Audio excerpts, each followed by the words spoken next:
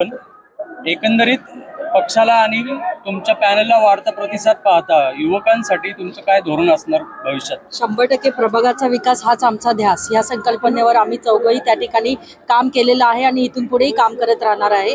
विकासाच्या धर्तीवर आम्ही या ठिकाणी मतं मागत आहोत, तर लोक आम्हाला प्रचंड प्रमाणात साथ देतील आणि तरुणांच्या रोजगारासाठी सदैव आम्ही कार्यरत राहिलेलो आहोत आणि इथून पुढे राहणार आहोत। वेगवेगळे रोजगार निर्मिती करून देणं, रोजगार मेळाव्याच्या माध्यमातून त्यांना रोजगाराच्या कंपन्यांना त्यांच्या दारापर्यंत आणणं, हे देखील आम्ही यापुढे संकल्प करणार आहोत। एकीकडे आपण विकास काम केलेलं आहे आणि विकास कामाच्या जोरावरती आपल्याला जनता आपल्या संघात जोडल्या गेलेल्या आहेत, मात्र भाजपा तुमच्यावरती आरोप करतात, कसं वाटतं? हा सगळा विकास मी हातात बांगड्या घालूनच केलाय।